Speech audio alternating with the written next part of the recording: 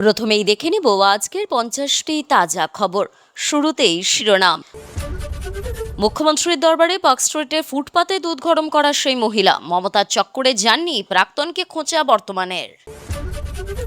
দিল্লি রাঁচির পর প্রশ্ন ফাঁস নিয়ে উত্তাল পাটনা, বিহারের সিভিল সার্ভিস পরীক্ষা বাতিলের দাবি, বিক্ষোভ সামলাতে জলকামান ও লাঠিচার্জ। বাড়িতে ঢুকে আলো নিভিয়ে বিজেপি নেতা ও পরিবারকে মারধর, দলের একাংশই জড়িয়ে, তদন্তে পুলিশ। এসআইআর এ নাম বাদ পড়ার অর্থ নাগরিকত্ব চলে যাওয়া নয়, সামাজিক প্রকল্প থেকেও ছাঁটাইও নয়, পর্যবেক্ষণ সুপ্রিম কোর্টের। দলীয় কর্মীদের শাবল আক্রমণ, স্ত্রী সন্তান কেউ গেল না বাদ, রক্তাক্ত বিজেপি নেতার পরিবার, ভয়াবহ অভিযোগ আরামবাগে।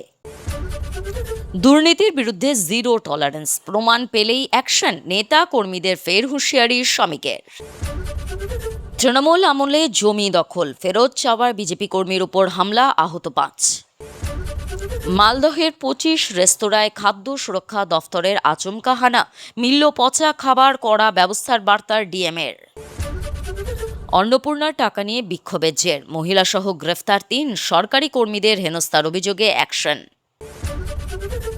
কিভাবে দ্রুত নিষ্পত্তি সম্ভব সেটা নিয়েই উদ্বিগ্ন আমরা, এসআইআর মামলায় ফের কমিশনকে নোটিশ সুপ্রিম কোর্টের। কলকাতার পুরভোটে তেড়ে ফুড়ে নামার ইঙ্গিত, নির্বাচনের দায়িত্ব দেওয়া হলো সুকান্তকে, সংগঠনে ওজনদারদের ফেরাচ্ছে বিজেপি। যাদবপুরের শান্তি ফেরানোর ডাক উচ্চশিক্ষামন্ত্রীর, দাবিতে অনড় পড়ুয়ারা, ক্যাম্পাসে এলো পুলিশ, কোন পথে এগোচ্ছে তদন্ত। জনগণনায় জাতি পরিচয় সংক্রান্ত প্রশ্নমালা বিভ্রান্তিকর, যথাযথ রিপোর্ট উঠে আসবে না, বদল চেয়ে মোদিকে চিঠি রাহুল খার্গের।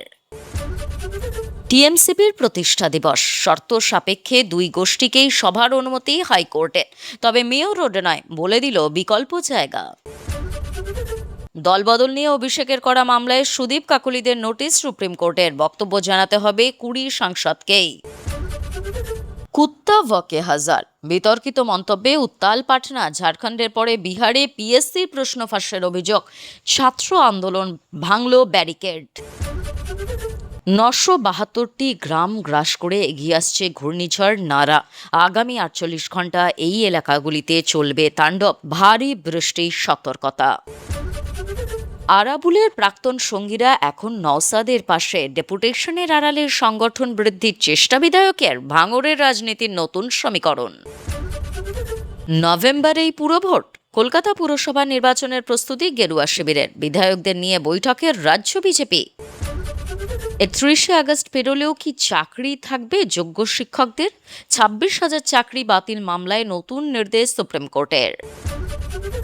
মুখ্যমন্ত্রী চিঠি গৌতম আদানিকে, সেপ্টেম্বরে হাসপাতালের ভূমি পুজো, বেড সংখ্যা বেড়ে হচ্ছে 2000। নভেম্বরে কলকাতা হাওড়ার পুরভোট, রণকৌশল সাজাতে সুকান্ত সুনীলদের বৈঠক, তৈরি বিজেপির বিশেষ কমিটি। এনআরসি ছাড়া সেন্সাস নয়, পথে নেমে মেইতেই নাগাদের হুঙ্কার, উল্টো সুর কুকি ফ্রন্টে, দ্বন্দ্বে তপ্ত মণিপুর। বাংলায় ফিরে আসা পরিযায়ী শ্রমিকদের জন্য রোজগার গ্যারান্টি কার্ড, 22 জেলায় বিশেষ অভিযান রাজ্যের। বকখালির একাধিক হোটেলে অগ্নি নির্বাপন ব্যবস্থার খামতি, সারপ্রাইজ ভিজিটের সময়সীমা বেঁধে দিল প্রশাসন। নাটক করলেই এফআইআর দায়ের, বিজেপি নেতার মাথায় চাটি মেরে হুঁশিয়ারি পুলিশ অফিসারের।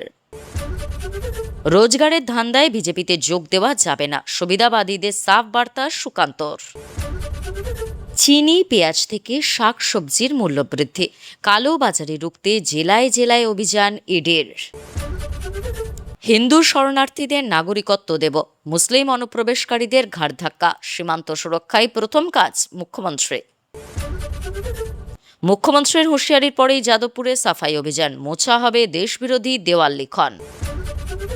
কোচবিহারের 606টি তফসিলি অধ্যুষিত গ্রাম পাবে 100 কোটি, আদর্শ গ্রাম প্রকল্পে বিরাট বরাদ্দ কেন্দ্রের।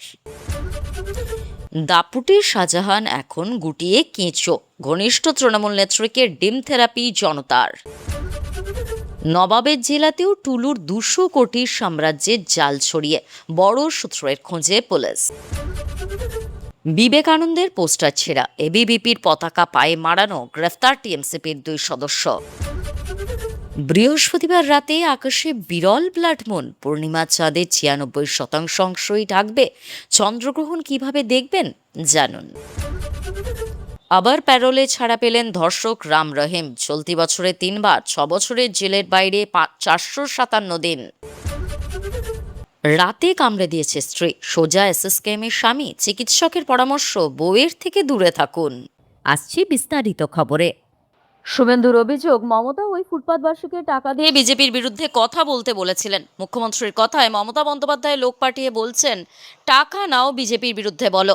সল্টলেকে মুখ্যমন্ত্রী শুভেন্দু অধিকারী জনতার দরবারে হাজির হলেন পার্ক স্ট্রিটের ফুটপাতে দুধ গরম করার সেই মহিলা। মঙ্গলবার দুপুরে সল্টলেকের বিজেপি দফতরের কোলে এক শিশুকে নিয়ে সীতাদেবী নামের ওই মহিলা শুভেন্দুর সঙ্গে দেখা করেন। পরে সংবাদ মাধ্যমের মুখোমুখি হয়ে এই ঘটনা নিয়ে তৃণমূল নেত্রী তথা রাজ্যের প্রাক্তন মুখ্যমন্ত্রী মমতা বন্দ্যোপাধ্যায়কে নিশানা করেন শুভেন্দু অধিকারী। শুভেন্দুর অভিযোগ, মমতা ওই ফুটপাতবাসীকে টাকা দিয়ে বিজেপির বিরুদ্ধে কথা বলতে বলেছিলেন। মুখ্যমন্ত্রীর কথায় মমতা বন্দ্যোপাধ্যায় লোক পাঠিয়ে বলছেন, টাকা নাও বিজেপির বিরুদ্ধে বলো। কিন্তু সীতাদেবী বললেন, ভরসা মুখ্যমন্ত্রীকে করি, ভরসা বিজেপিকে করি, মমতার চক্করে নেই। একই সঙ্গে শুভেন্দু বলেন, আমি ওকে বললাম রাস্তায় থাকবেন না, ফুটপাত তো মানুষের জন্য, আপনার থাকার ব্যবস্থা করব। এই ঘটনায় বিরোধীদের নিশানা করে মুখ্যমন্ত্রী বলেন, 34 বছরে বামপন্থীরা আর 15 বছরে তৃণমূল এই মানুষদের খোঁজ নেননি। পার্ক স্ট্রিটের ফুটপাতে শিশুর জন্য ওই মহিলাকে স্টোভ জ্বালিয়ে দুধ গরম করতে দেখে অগ্নিশর্মা হয়েছিলেন রাজ্যের পুর ও নগর উন্নয়ন মন্ত্রী অগ্নিমিত্রা পাল। জানিয়ে রাজনৈতিক চাপানোতর এখনও অব্যাহত। সোমবার সমাজ মাধ্যমে প্রাক্তন মুখ্যমন্ত্রী মমতা বন্দ্যোপাধ্যায় জানান, দরকারে তার কোনো সহকর্মীর বাড়িতে পরিবারটির থাকার ব্যবস্থা করে দেওয়া হবে। মমতাকে কটাক্ষ করে শুভেন্দু অবশ্য পাল্টা বলেন, মমতার উপরে আস্থা রাখছেন না তারই সহকর্মীরা। পার্ক স্ট্রিটের ঘটনা নিয়ে সোমবার মমতা বন্দ্যোপাধ্যায় বলেছিলেন, মা দুধ ফোটাচ্ছেন বাচ্চার জন্য, তার থাকার জায়গা নেই, অসহায় মানুষের আগে থাকার ব্যবস্থা করুন। আমরা অনেক রাত্রি নিবাস করেছিলাম, দুধ ফেলে দিতে খারাপ লাগে না? মনে রাখবেন, মায়ের অভিশাপ অনেক বড়। পরিবারটি চাইলে আমি ওদের দায়িত্ব নিতে রাজি। আমাদের কোনো সহকর্মীর বাড়িতে ওদের থাকা, বাচ্চার পড়াশোনা, খাবারের ব্যবস্থা করব আমি। এই প্রেক্ষিতেই নবান্নে মুখ্যমন্ত্রী শুভেন্দু অধিকারী পাল্টা বলেন, উনি ওর বাড়িতে রাখছেন না কেন, নিয়ে যান। তবে ওই মহিলা রাজি হলে তো। পার্ক স্ট্রিটের ঘটনা নিয়ে সমাজ মাধ্যমে নেট নাগরিকদের একাংশ এবং বিরোধীরা সুর চড়ানোর পরে সোমবার অবশ্য নিজের আচরণের প্রশ্নে ফের ব্যাখ্যা দেন মন্ত্রী অগ্নিমিত্রা। বলেন, অনাবশ্যক সমালোচনা করবেন না। হ্যাঁ, আমি হয়তো চিৎকার করে বলেছি, আমার সেটা একটু নরমভাবে বা বুঝিয়ে বলা দরকার ছিল। পাশাপাশি ফের বলেন, ফুটপাত হাঁটা চলার জন্য, বসবাসের জন্য নয়। শিল্প বিনিয়োগের প্রশ্নে শহরের রাস্তাঘাটকেও উপযোগী করে তোলার কথা বলেন মন্ত্রী। বিহার পাবলিক সার্ভিস কমিশনের প্রবেশিকা পরীক্ষা বাতিল, প্রশ্নপত্র ফাঁস এবং নিয়োগ প্রক্রিয়ায় একাধিক অনিয়মের অভিযোগকে কেন্দ্র করে মঙ্গলবার আবারও উত্তাল হয়ে উঠল পাটনা। হাজার হাজার ছাত্রছাত্রী ও চাকরিপ্রার্থী এদিন রাজধানীর রাস্তায় নেমে বিক্ষোভ দেখান। গান্ধী ময়দান থেকে শুরু হওয়া সেই বিশাল মিছিল ক্রমে মুখ্যমন্ত্রী সম্রাট চৌধুরীর বাসভবনের দিকে এগোতে থাকলে পরিস্থিতি উত্তপ্ত হয়ে ওঠে। সরকারি নিরাপত্তার জন্য তৈরি একাধিক ব্যারিকেড অতিক্রম করে আন্দোলনকারীরা এগিয়ে যাওয়ার চেষ্টা করলে পুলিশের সঙ্গে তাদের সংঘর্ষ বাধে। সকাল থেকেই গান্ধী ময়দান চত্বরে জমায়েত হতে শুরু করেন চাকরিপ্রার্থীরা। তাদের মূল অভিযোগ, বিপিএসসির বিভিন্ন পরীক্ষায় আয়োজন এবং নিয়োগ প্রক্রিয়ায় বারবার অনিয়মের অভিযোগ সামনে এলেও তার যথাযথ সমাধান হচ্ছে না। বিশেষ করে ৭০তম বিপিএসসি পরীক্ষা বাতিলের দাবি নিয়ে দীর্ঘদিন ধরে আন্দোলন চালিয়ে আসছেন তারা। পাশাপাশি অন্যান্য পাবলিক সার্ভিস পরীক্ষাগুলির এক দফায় সুষ্ঠুভাবে আয়োজন করার দাবি জানানো হয়েছে। বর্তমানে পাটনার গর্দানিবাগে অবস্থান আন্দোলন চালিয়ে যাচ্ছেন একদল পড়ুয়া ও চাকরি প্রার্থী। সেই আন্দোলনকে আরও বৃহত্তর আকার দেওয়ার লক্ষ্যেই মঙ্গলবার গান্ধী ময়দান থেকে মিছিলের ডাক দেওয়া হয়েছিল। মিছিল যত মুখ্যমন্ত্রীর বাসভবনের দিকে এগোতে থাকে ততই পরিস্থিতি নিয়ন্ত্রণের বাইরে যেতে শুরু করে। আন্দোলনকারীদের আটকাতে রাজপথের একাধিক জায়গায় পুলিশ ব্যারিকেড তৈরি করেছিল, কিন্তু সেই ব্যারিকেড পেরিয়ে এগিয়ে যাওয়ার চেষ্টা করেন বিক্ষোভকারীদের একাংশ। এরপর তাদের ছত্রভঙ্গ করতে জলকামান ব্যবহার করে পুলিশ। পাশাপাশি চলে লাঠিচার্জ এবং ধরপাকড়। পুলিশি বাধার মুখেও আন্দোলনকারীদের একাংশ রাস্তা ছাড়তে রাজি হননি। নিজেদের দাবিতে তারা অনড় থাকেন। পরিস্থিতি আরও উত্তপ্ত হয়ে উঠলে রাজ্য পুলিশের পাশাপাশি কেন্দ্রীয় আধা সামরিক বাহিনী সিআরপিএফ মোতায়েন করা হয়। প্রশাসনের তরফে নিরাপত্তা ব্যবস্থা জোরদার করা হলেও বিক্ষোভকারীদের মিছিল থামানো সহজ হয়নি। চাকরি প্রার্থীদের অভিযোগ, দীর্ঘদিন ধরে তাদের দাবির বিষয়ে কার্যকর পদক্ষেপ করা যাচ্ছে না, ফলে বাধ্য হয়েই তারা আরও বড় আন্দোলনের পথে যেতে বাধ্য হয়েছেন। ফলে মঙ্গলবারে পাটনায় এই বিক্ষোভ আপাতত বিহারের নিয়োগ পরীক্ষা ও সরকারি চাকরির প্রক্রিয়াকে ঘিরে তৈরি হওয়া অসন্তোষেরই বড় প্রকাশ হয়ে উঠল। একদিকে পুলিশের জলকামান, লাঠিচার্জ ও ধরপাকড়, অন্যদিকে মুখ্যমন্ত্রীর তরফে অভিযোগ নিষ্পত্তির জন্য নতুন পোর্টাল এবং শিবিরের ঘোষণা। দুয়ের মাঝেও আন্দোলনকারীদের মূল দাবি এখনও অমীমাংসিত। ফলে আগামী দিনে বিপিএসসি চাকরি প্রার্থীদের আন্দোলন কোন দিকে যায়, এখন সেদিকেই নজর।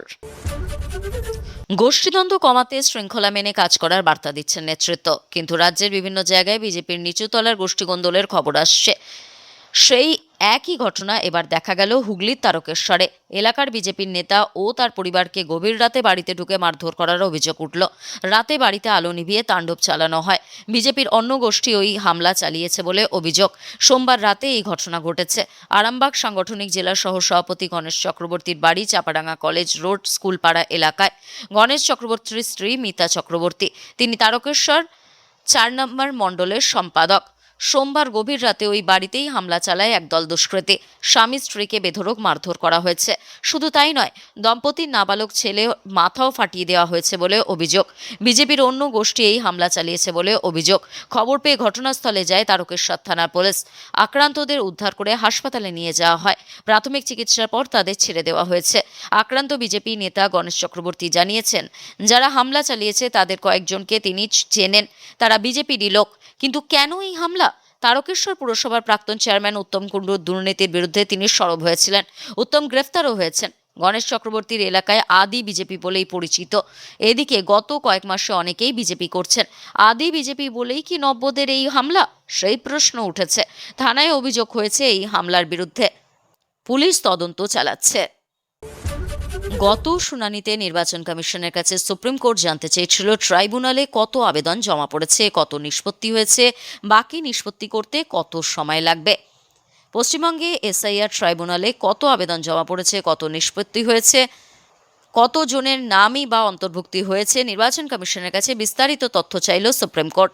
মঙ্গলবার শীর্ষ আদালতে কমিশন জানায় তারা এ বিষয়ে একটি বৈঠক করেছে। আরও একটি বৈঠক করা হবে, তারপরই তারা বিষয়টি জানাতে পারবে। তার জন্য আরও 10 দিন সময় প্রয়োজন।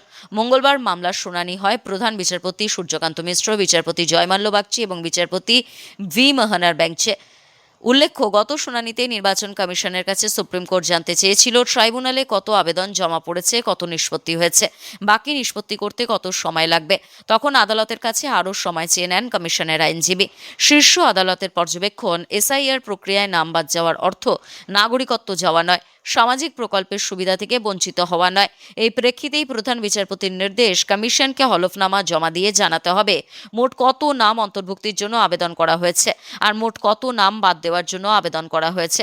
পাশাপাশি এই আবেদন নিষ্পত্তির জন্য আরও ট্রাইব্যুনাল লাগবে কিনা তাও জানতে চেয়েছে সুপ্রিম কোর্ট। প্রসঙ্গত, বর্তমানে 19টি ট্রাইব্যুনাল কাজ করছে।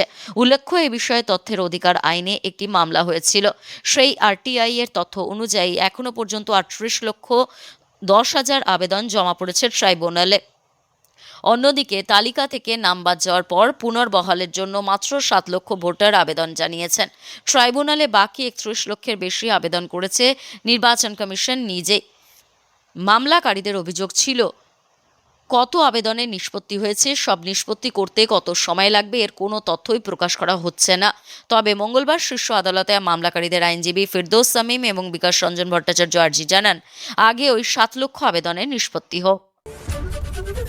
বিজেপি জেলার সহ সভাপতির পরিবার, মাথা ফাটল বিজেপি নেতা গণেশ চক্রবর্তীর ছেলের, হাত ভেঙে আহত স্ত্রী।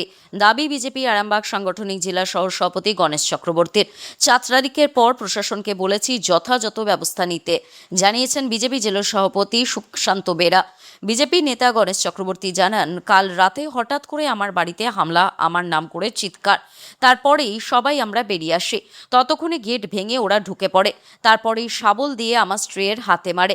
ছেলে এগিয়ে যেতেই ছেলের মাথায় আঘাত করে। ছেলে রক্তাক্ত হয়। তারপরে আমি চেঁচামেচি করতে ওরা পালিয়ে যায়। যাদেরকে আমি চিনতে পেরেছি তারা বিজেপি করে। দলের জেলা সভাপতি বিজেপি নেতা রাহুল সিনহাকে আমরা জানিয়েছি। পুলিশ এসে রাতে আমাদের হাসপাতালে নিয়ে যায়, তারপর চিকিৎসা করে বাড়ি ফিরি। বিজেপির আরামবাগ সাংগঠনিক জেলা সভাপতি সুশান্ত বেরা জানান, 4 তারিখের পর যারা বিজেপি হয়েছে তারা দলের গঠনতন্ত্র মানে না, উচ্ছৃঙ্খল, বিজেপিকে বদনাম করার জন্য এই ধরনের ঘটনা ঘটাচ্ছে, তারাই এই ধরনের ঘটনা ঘটিয়েছে। উনি বিষয়টি নিয়ে প্রশাসনের দ্বারস্থ হবে এবং আমরা দোষীদের শাস্তি চাই। দলগতভাবে আমরাও বিষয়টি নিয়ে আলোচনা করছি। এদিকে খবর পেয়ে রাতেই বিজেপি নেতার বাড়িতে যায় তারকেশ্বর থানার পুলিশ। লিখিত অভিযোগ হলে যথাযথ আইনি ব্যবস্থা নেওয়া হবে জানিয়েছে তারকেশ্বর থানা। প্রসঙ্গত, সম্প্রতি বিজেপির গোষ্ঠী কোন্দলে উত্তপ্ত হয়ে ওঠে আনন্দপুর। মণ্ডল সভাপতি ও তার অনুগামীদের বিরুদ্ধে হামলা চালানোর অভিযোগ তোলে আরেক গোষ্ঠী। অভিযোগ অস্বীকার করে পাল্টা মণ্ডল সভাপতি দাবি করেন তাকে না জানিয়ে তার নামে তোলাবাজি করা হয়েছে। ঘটনায় দুপক্ষই অভিযোগ জানানো হয়েছে থানায়। শনিবার রাতে ঘটনার সূত্রপাত হয়। আনন্দপুরের এই মাঠে প্রীতি ভোজের আয়োজন চলছিল, তার মাঝেই কাটল তাল। অভিযোগ, বিজেপি যে গোষ্ঠী এই আয়োজন করেছিল তাদের উপর হামলা চালায় মণ্ডল সভাপতি ও তার অনুগামীরা। বিজেপির সাংগঠনিক হোয়াটসঅ্যাপ গ্রুপগুলিতে পাঠানো এই বার্তায় দুর্নীতির ক্ষেত্রে জিরো টলারেন্স নীতির কথা বলা হয়েছে। বিজেপির অগ্রাধিকারের কথা জানিয়ে কর্মীদের উদ্দেশ্যে শ্রমিকের বার্তা, ভাবমূর্তি রক্ষা এবং জনসেবাই লক্ষ্য। দলের ভাবমূর্তি রক্ষায় ফের কর্মীদের বার্তা দিলেন বিজেপির রাজ্য সভাপতি শ্রমিক ভট্টাচার্য। বিজেপির সাংগঠনিক হোয়াটসঅ্যাপ গ্রুপগুলিতে পাঠানো এই বার্তায় দুর্নীতির ক্ষেত্রে জিরো টলারেন্স নীতির কথা বলা হয়েছে। বিজেপির অগ্রাধিকারের কথা জানিয়ে কর্মীদের উদ্দেশ্যে শ্রমিকের বার্তা, ভাবমূর্তি রক্ষা এবং জনসেবাই লক্ষ্য। রাজ্যে বিজেপি সূত্রে খবর, চিঠির শুরুতেই শ্রমিক জানিয়েছেন সম্প্রতি তার কাছে দলের বিভিন্ন স্তরের কর্মীদের কিছু অনভিপ্রেত কাজকর্ম এবং অনিয়মের খবর এসেছে।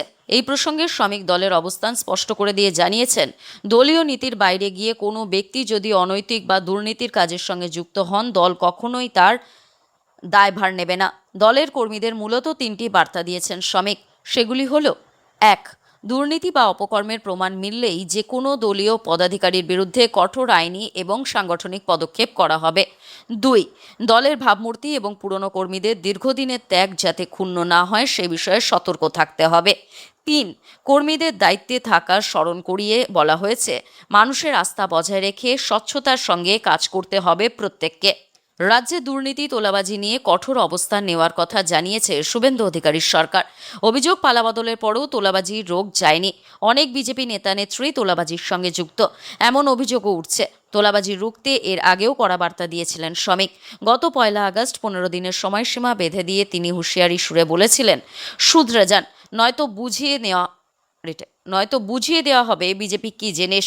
বিজেপির নামে দলীয় পতাকা হাতে যে অনেকে তোলাবাজি করছেন সে অভিযোগও এক প্রকার মেনে নেন শ্রমিক। ইঙ্গিত দেন তাদের অধিকাংশই রাতারাতি বিজেপি হওয়া নেতা কর্মী। তৃণমূল আমলে বিজেপি কর্মীর জমি দখল, সেই জমি ফেরত চায় পরিবারটি। তাতেই অস্ত্র নিয়ে বিজেপি কর্মীর বাড়িতে ঢুকে মারধর। বিজেপি কর্মীর হাত পা ভেঙে দেওয়া হয়েছে বলে অভিযোগ। মাথা ও শরীরের বিভিন্ন অংশেও আঘাত রয়েছে। বাড়িতে ভাঙচুর চালানোর অভিযোগও উঠেছে। কয়েকজনের শরীরে অস্ত্রের আঘাতও রয়েছে বলে দাবি পরিবারের।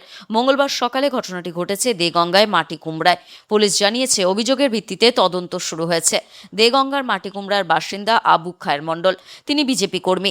হামলার কারণ হিসেবে জমি ফেরত চাওয়ার অভিযোগ তুলেছেন আক্রান্ত পরিবারের সদস্য সাবিনা বিবি। ঘটনায় বিজেপি কর্মী আবু খায়ের মণ্ডল সহ 5 জন আহত হয়েছেন। অভিযোগ, বাড়িতে ঢুকে মারধরের পাশাপাশি ভাঙচুরও চালানো হয়। কয়েকজনের শরীরে ধারালো অস্ত্রের আঘাত রয়েছে বলে অভিযোগ।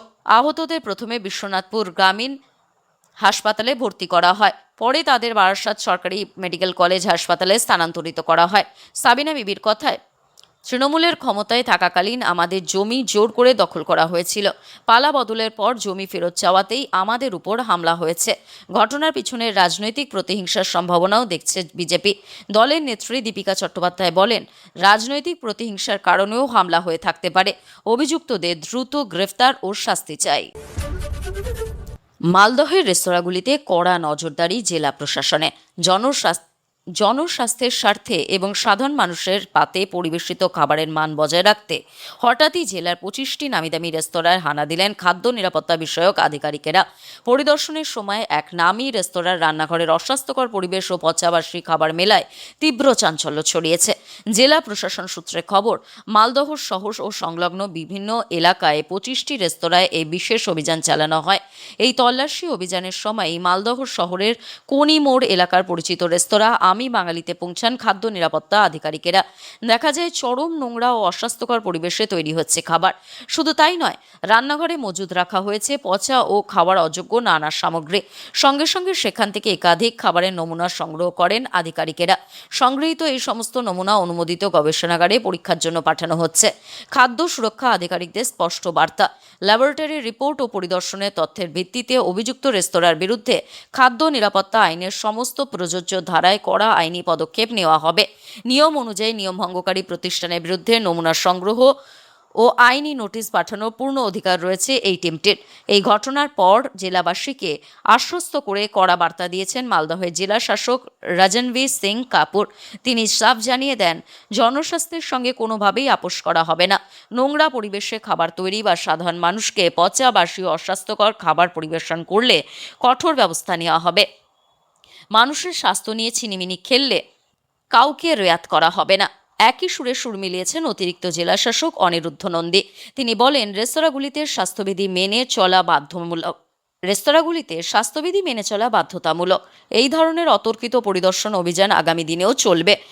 যেখানেই গড়মিল বা নিয়মভঙ্গ মিলবে সেখানেই কড়া পদক্ষেপ নেওয়া হবে। প্রশাসনের এই আচমকা অভিযানে যেমন অস্বস্তিতে পড়েছে বহুল হোটেল রেস্তোরাঁ কর্তৃপক্ষ, তেমনি স্বস্তির নিঃশ্বাস ফেলছেন সাধারণ ভোজনরসিক মানুষ। আজকের গুরুত্বপূর্ণ ঘটনাগুলি এখানেই শেষ। পরবর্তী আপডেটের জন্য সঙ্গে থাকুন এবং সঠিক তথ্য পেতে অপেক্ষা করুন। ধন্যবাদ।